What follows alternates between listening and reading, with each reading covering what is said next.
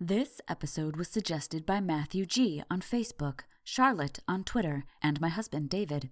If you'd like to make a suggestion, you can do so on Facebook and Instagram at Morbid Curiosity Podcast, on Twitter at Morbid Podcast, and on our website, www.morbidcuriositypodcast.com.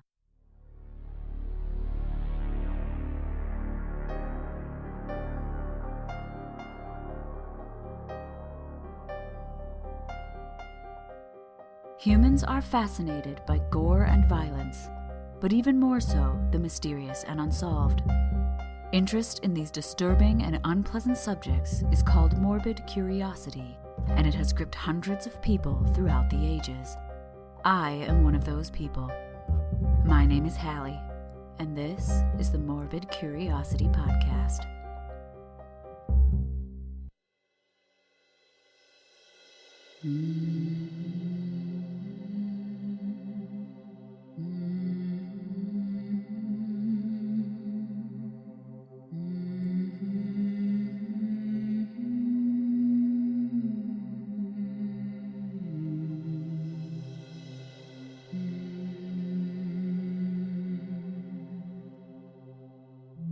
An archaeological mystery has been circulating in the news and on social media recently, involving a lake surrounded by hundreds of human skeletons.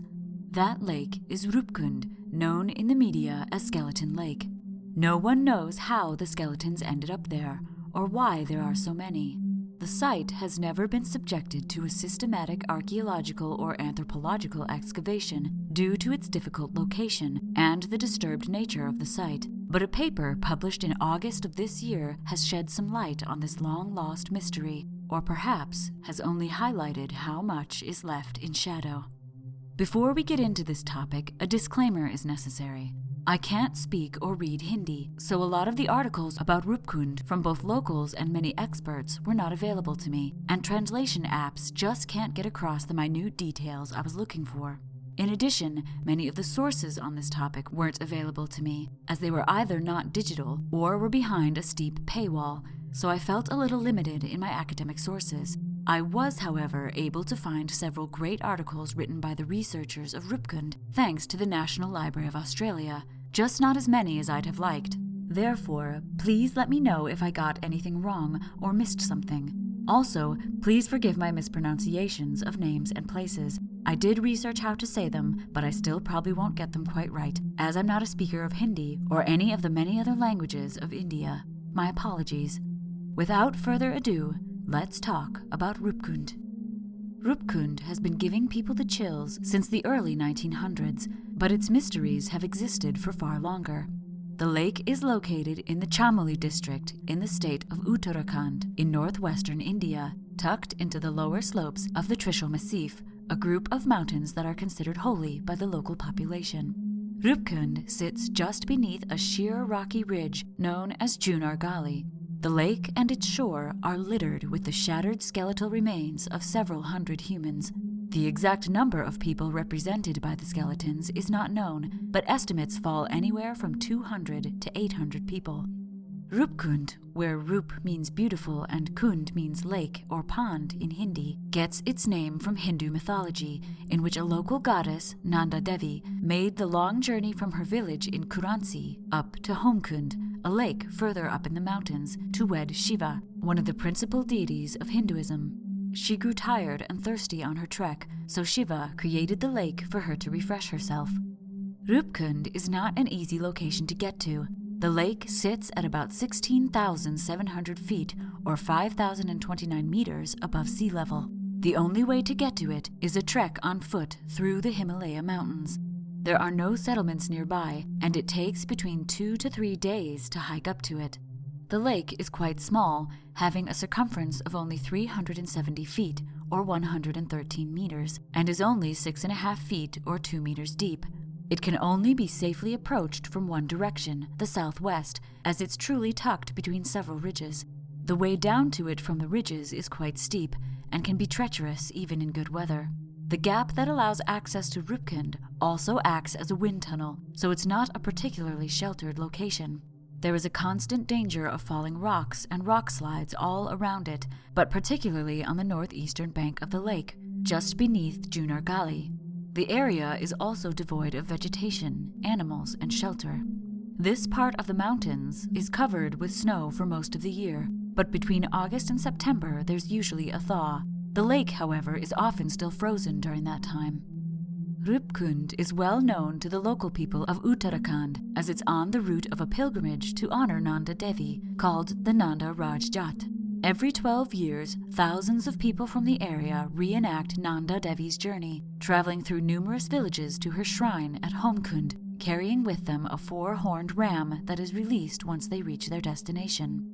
Some researchers believe the pilgrimage began in the 9th century, when rulers of the region may have claimed kinship with Nanda Devi. Others believe it began in the 14th century.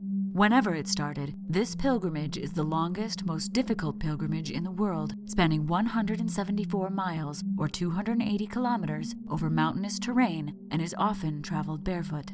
The lake and its mysterious occupants were first officially documented by the Forest Service in 1942. A forest ranger, Hari Kishan Madwal, was in the area searching for wildflower samples when he came upon the lake and was shocked to find several hundred corpses around its banks.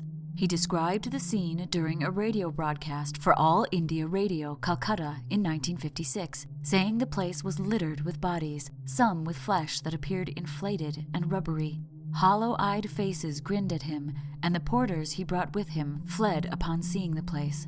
Besides the bodies, he also noticed leather shoes, wooden utensils, parasols, and other items partially buried in the rubble around the lake. Most of the bodies were located on the northeastern shore, right across the water from the entrance to the bowl of the lake. Madwal reported the grim discovery to the Deputy Commissioner of Garhwal, who in turn referred the issue to the Commissioner of Kumaon, both regions of Uttarakhand.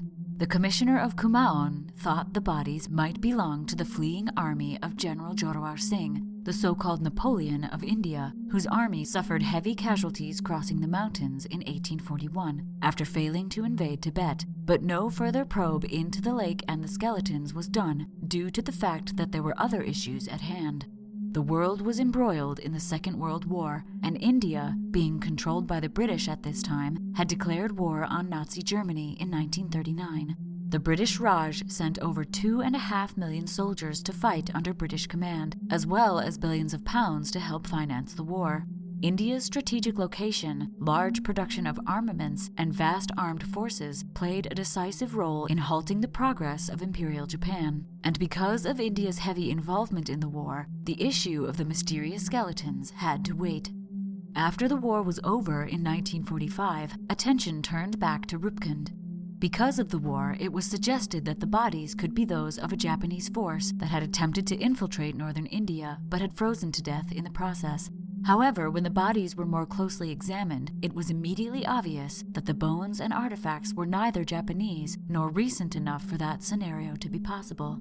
In 1955, the Deputy Forest Minister of Uttar Pradesh, a nearby state of northern India, made a press announcement about the bodies, again suggesting that they belonged to the soldiers of General Jorawar Singh. This announcement raised controversy as well as interest in the tiny glacial lake. How many bodies were there? Why hadn't this been documented before? How had they died?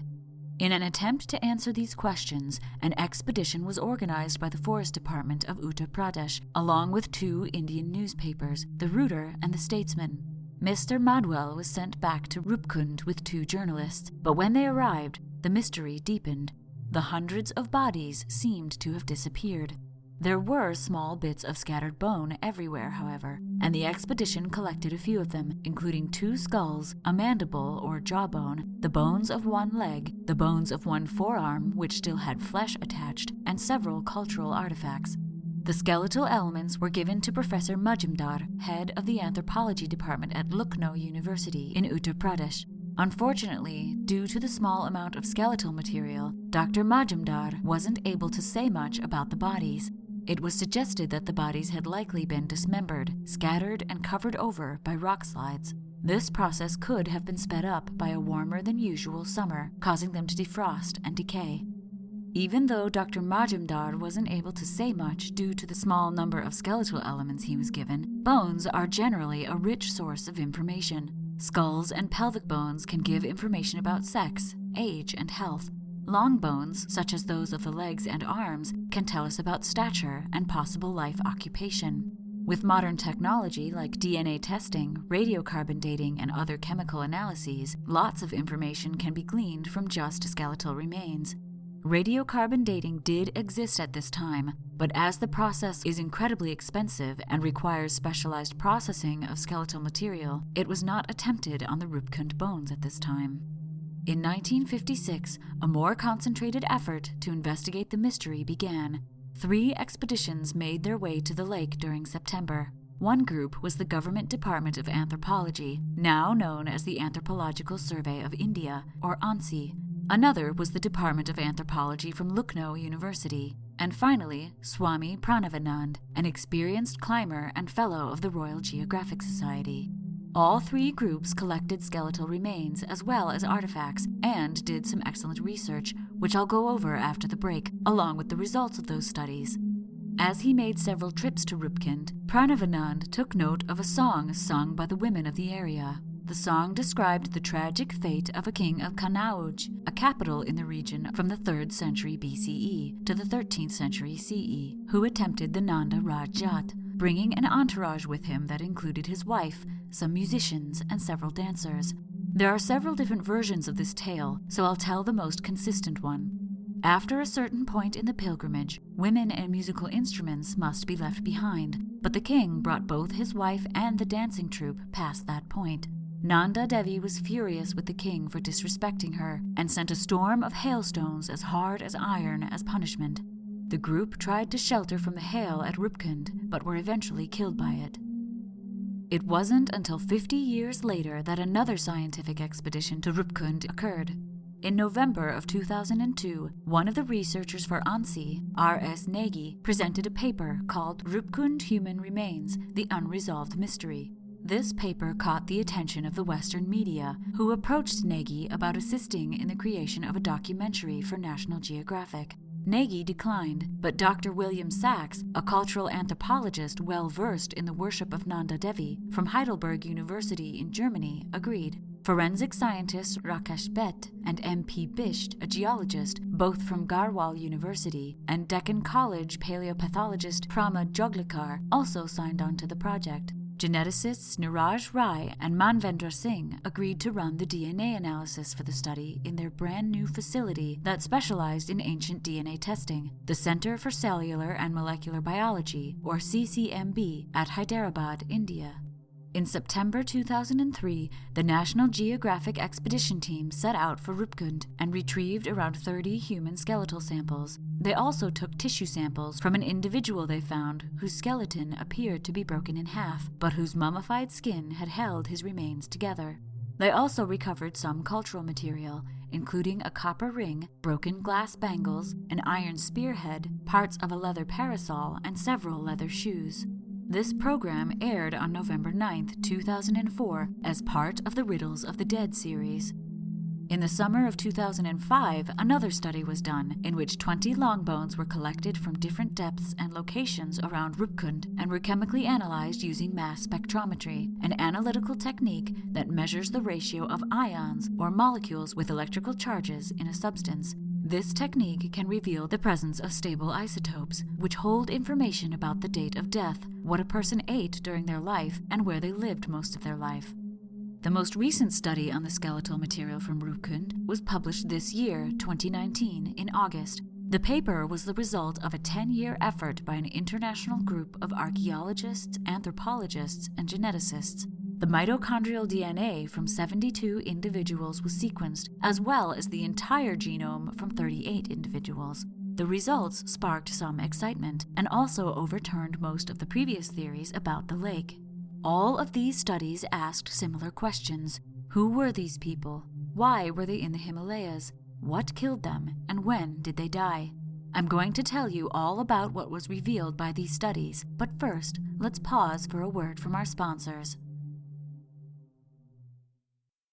Our regular sponsor is Audible.com. Audible can provide you with interesting and engaging audiobooks. In fact, there are over 180,000 of them to choose from, which you can listen to on your iPhone, Android, Kindle, or other MP3 players. MCP listeners can get a free audiobook download and a 30-day free trial of audible.com by going to www.audibletrial.com/MCP. You can also find this link on our Facebook page and website. If you sign up for the free trial, you get a free audiobook that is yours to keep, even if you cancel the service as soon as you finish downloading it. And the MCP gets the funding it needs to keep bringing morbid history to your ears. So go get your free audiobook on us.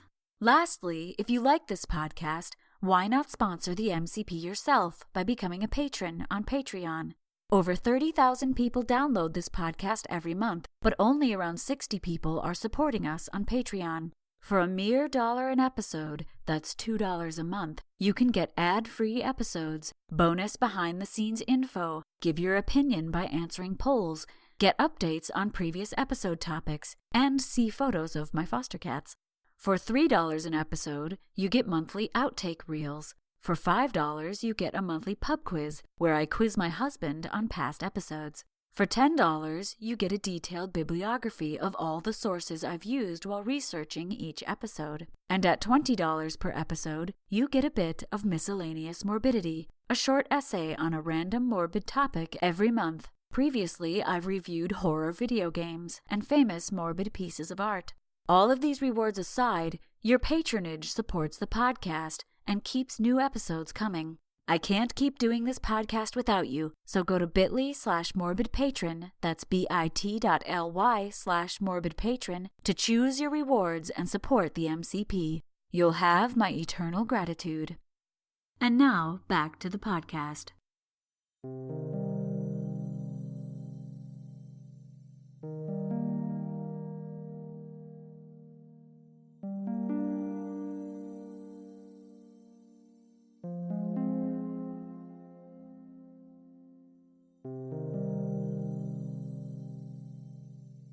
Roopkund is a hard site to study. Unlike a cemetery where the bodies are interred in neat rows and left alone, Roopkund is a highly disturbed site, as it's been subjected to landslides, fluctuating temperatures, and people trekking through it for hundreds of years. Not a single skeleton has been recovered intact. The bones are splintered, separated, and crushed. It's also a hard location to excavate. It takes a long time to get there. It's high elevation, it's cold, windy, icy, and the lake is only defrosted for 2 months out of the year. However, this environment is good for preservation, which is why researchers are so interested in using modern technology to collect evidence about what might have happened there to create such a huge accumulation of skeletons. The 1956 Ansi expedition recovered many skeletal elements, some with cartilage still attached. Of the remains collected, around 75% were estimated to be male, with the other 25% being female. They were mostly adults, but some juveniles, meaning 18 or younger, were also present. The average stature for males was around 5 foot 6.5 inches, while females averaged at 5'2", with 62% of them being quite tall when compared to modern local populations.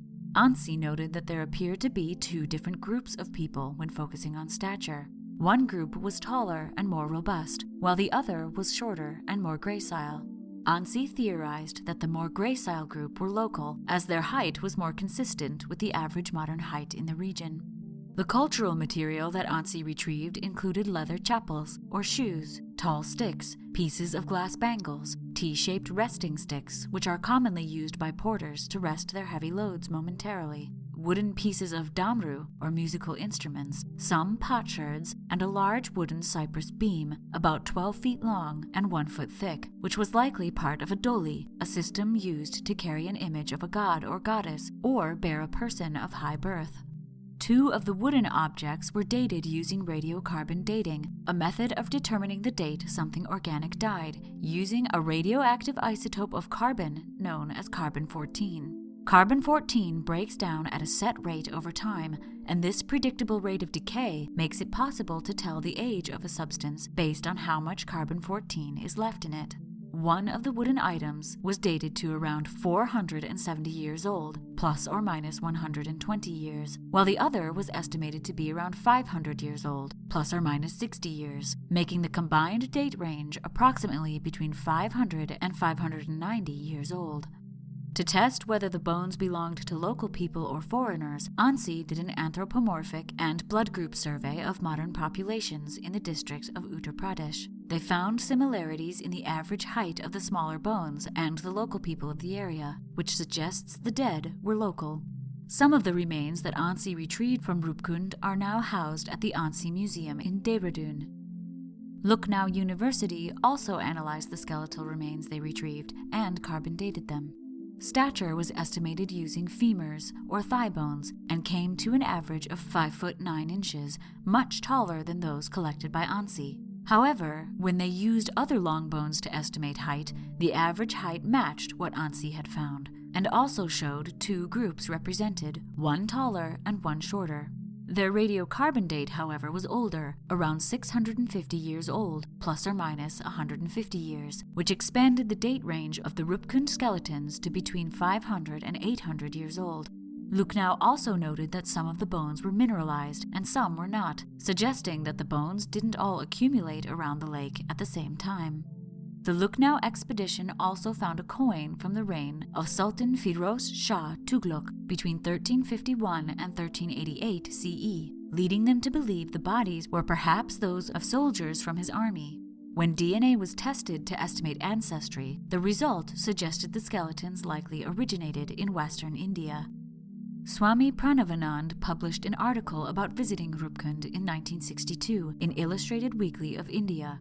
He suggested the skeletons belonged to the king of Kanauj and his entourage, just as the local song had said. It's not known if he did any analysis on the bones he collected over his multiple trips to the site. The 2003 National Geographic expedition estimated that around 300 to 700 bones were present at the site, and based on a similar radiocarbon date for all 30 of their samples being in the 9th century, they theorized that all the skeletons were deposited during a single event. Using the presence of an uncommon cranial trait called Wormian bones, in which extra bones form within the sutures of the skull, the team suggested that many of the people around the lake had been related. They also agreed with previous studies that there were 2 groups, a taller and a shorter. Their DNA tests also indicated that the people were likely local to India. They also noted injuries to skulls and shoulder areas of several skeletons, called compression fractures, that suggested an impact of a hard, round object about the size of a cricket ball, which is about 9 inches or 22.5 centimeters in circumference. The damage wasn't massive enough to be from an avalanche, so they theorized it could have been due to large hailstones, such as those mentioned in the song about Nanda Devi's revenge. The National Geographic documentary they published claimed the mystery was solved and that the deaths occurred due to a hailstorm, and the song was a legendary version of a real event. However, the mystery was not solved. This was just another theory about what could have happened. Testing only 30 skeletal elements does not come close to discovering what could be true of the rest of the hundreds of skeletons at Roopkund. Even if there were only 100 bodies, testing 30 of them wouldn't tell you much about the majority of the individuals. So the fact that a small percentage of fragments came from the 9th century and seemed to be related doesn't actually solve anything. It just sheds a little more light onto part of the mystery. Also, the damage to the skeletons could have come from numerous sources, hail being just one theory. They could have been hit with a gada, an ancient Indian mace. All we can say for sure is that it was a round object. The 2005 study of the 20 skeletal samples used mass spectrometry stable isotope analysis to reveal that the majority of these samples ate a terrestrial diet during life. This means their diet did not include fish or marine plants, which suggests they came from a landlocked area. Some of the individuals also ate much more meat than others, but all of the samples seemed to have eaten well and were not suffering from malnourishment. In 2018, a more in-depth skeletal assessment was published by Alka Barthwell Pant, using 27 skulls and skull fragments to estimate sex, age, and pathology. The study found a wide range of ages, and both males and females were represented. Pant also noted a more pronounced presence of vitamin deficiency in their sample and documented in detail several ante- and peri-mortem compression fractures in the crania, confirming earlier reports. However, Pant stated that the fractures may not have been big enough to kill a person immediately. It's more likely they caused bleeding and swelling in the skull, which then caused a loss of consciousness, leading to the person freezing to death. Older healed fractures and cut marks were also present, suggesting that while the people were not likely soldiers who would have had many healed injuries, they didn't live a sedentary or peaceful life. The study published this year in August by Harney and others completed a skeletal, DNA, radiocarbon, and stable isotope analysis. The skeletal analysis confirmed previous reports of the people being mostly healthy, but some skulls did show signs of malnutrition. Their sample also included several compression fractures to the skull from rounded objects. These appeared to be perimortem, meaning at or around the time of death. They also noted 2 sets of individuals, one robust and tall, and the other more gracile and shorter. Unlike previous studies, Harney and al. Did several DNA tests, looking for proof that people were related to one another, using genes to determine sex and health, and estimating ancestry. They found that none of the individuals in their sample were related. The sample was made up of 13 males and 15 females, none of which had detectable pathogens. This doesn't mean they didn't have any, just that they weren't present, either due to the cold or the person dying of a disease that doesn't leave a trace. The mitochondrial DNA from 72 individuals was extracted from long bones and sequenced, revealing that, while most of the samples had ancestry similar to people in present-day Indian populations, some had ancestry more typical of populations from West Eurasia. The entire genome from 37 individuals was sequenced, and it was found that 23 were of Indian ancestry, but from many different parts of India. 14 individuals were of an ancestry more typical of people from the Mediterranean, Crete specifically, but that had lived more recently near Roopkund, and 1 individual had ancestry more typical of people from Southeast Asia, specifically around the area of Vietnam. The revelation of Greek heritage surprised many, but Greek kingdoms did exist in this area of India around 180 BCE. The Indo-Greeks, as they are called, descended from Greek populations that were established after Alexander the Great invaded India. The radiocarbon dates for the group with Indian ancestry, labeled Group A by the study, indicated they died between the 7th and 10th century CE, which corresponds with the 9th century date of previous studies. The results also suggested that this group did not die all at once, confirming the 1956 Lucknow observations. The radiocarbon date for the group with Mediterranean ancestry, called the B group, and the individual with Southeast Asian ancestry, called the C group, was quite a surprise, as it indicated that they had died much more recently, between the 17th to 20th century. Also, the B and C groups appear to have died during the same event. With more recent dates like these, it must be noted that radiocarbon dating is not as accurate. As the level of carbon in the atmosphere has changed over the last 5,000 years or so, thanks to human industrialization, calibration or adjustments for this higher level of carbon must be made. Even with calibration, however, the dates from beyond the 1800s are often inaccurate. With this new information, several older theories on who the dead of Roopkund are and why they were at the lake have lost support, and several new theories have been proposed. The previous theories about an army are now unlikely, as no weapons, armor, or injuries typical of soldiers were present, and women and children were. Also, the remains seem to have come from many different time periods, making single-event cause-of-death scenarios, such as the king of Kanuaj and his entourage dying in a hailstorm, improbable. This evidence of multiple events also conflicts with another theory proposed by Swami Pranavanand, that an epidemic killed the people and their families performed water burials at Roopkund. Also, no evidence of disease has yet been found. That's not to say a fast-acting disease that leaves no trace on the skeleton couldn't have caused their deaths, but it's hard to say one way or the other without evidence. Water burials, however, are not unheard of in India. In the past, it was believed that the bodies of unwed girls should not be traditionally cremated, but placed in water, so their souls would be reborn into the same family. Water burial is currently banned in India, but the practice still occurs occasionally among families who cannot afford cremations. In fact, in 2015, around 100 bodies were found in the holy river Ganges. The water level was unusually low, and it's thought that the bodies of all those given water burials for the last few years had rose to the surface all at once. This water burial idea is part of the theory that Roopkund is a high mountain cemetery. Roopkund may be the spot where several people died while on the pilgrimage, and then the local people kept adding their own dead to it. Dr. Kathleen Morrison of the University of Pennsylvania stated that when archaeologists find a large collection of dead, it's most likely a cemetery or graveyard. It's hard to say, however, as Roopkund has no cultural context. It's out in the mountains all alone, without villages, temples, or other structures nearby to give any hint towards its usage throughout history. As often happens when a large group of skeletons are discovered in a strange location, ritual sacrifice has been proposed as the reason for the Roopkund dead. This theory is inspired by another location in Uttarakhand, Kedarnath, which contains a temple of the Bhairava. Pilgrims of the Bhairava used to climb the ridge nearby, Bhairav Jump, and fling themselves to their deaths as a self-sacrifice, hoping to gain salvation after death. This practice was banned by the British in 1931. It's true there are temple inscriptions of extreme worshippers of Nanda Devi between the 8th and 10th century ritually sacrificing themselves, but even then it was uncommon. The sacrifice of buffalo and other animals to Nanda Devi is much more prevalent.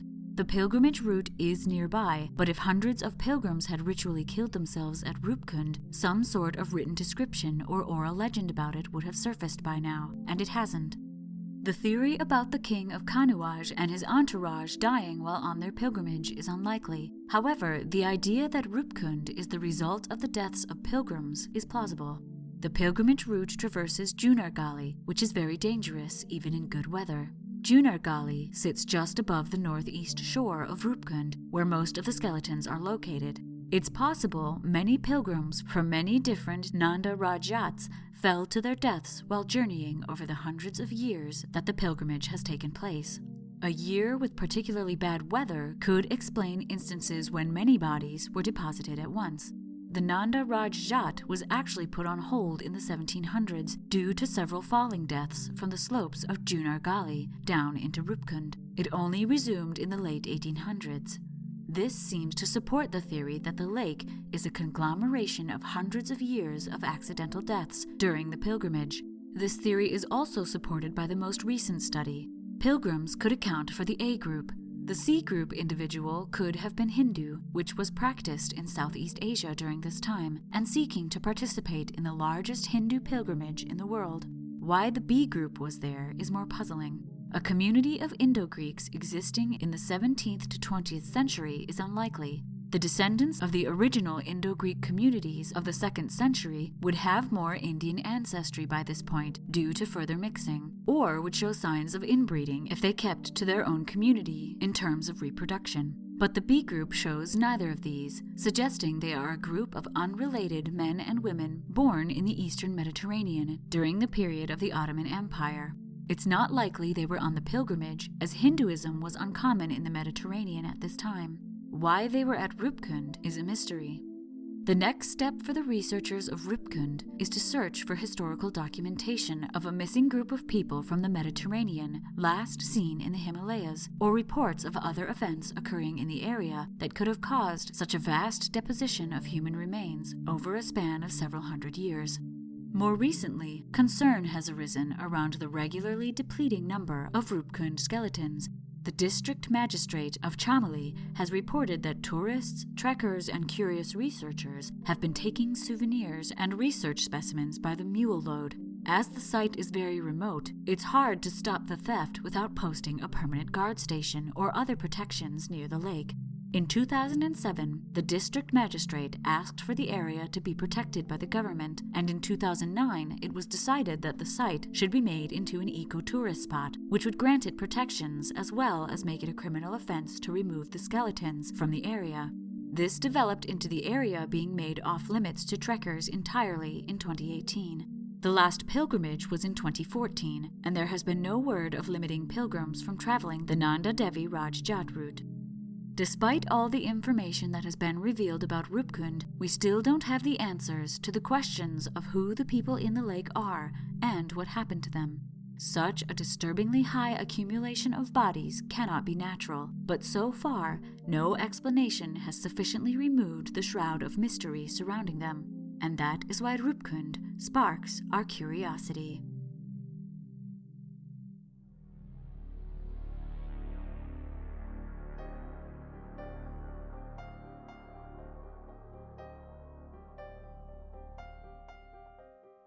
The Morbid Curiosity podcast was produced by H. Lloyd.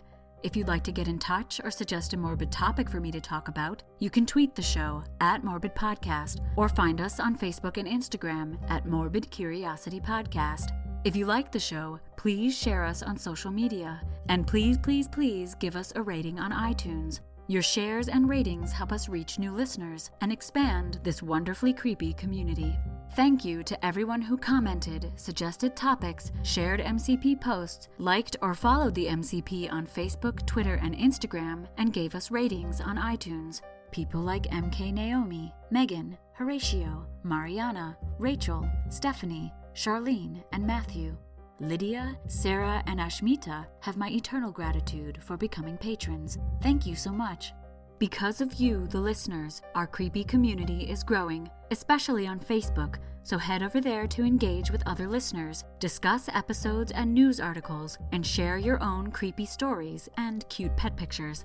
The MCP is part of a wider creepy community known as the Belfry Podcast Network. Check out the other shows on the Belfry Network at www.thebelfry.rip. As I said before, if you really like the MCP, please consider becoming a patron on Patreon. You can also give one-time donations by going to our website, www.morbidcuriositypodcast.com, and clicking the donate button. On our website, you can also find links to all our social media and sponsors, and other ways to contact us. If you'd rather contact us by mail, this address is also listed on the website. Another way to help the show is by going to our Amazon wish list at bit.ly/morbidwishlist. On this list are items that will help us improve the podcast, improve our workspace, and some things that are just for fun. Any purchases from this list are greatly appreciated. We are eternally grateful for your support. My name is Hallie, and until next time, thanks for listening.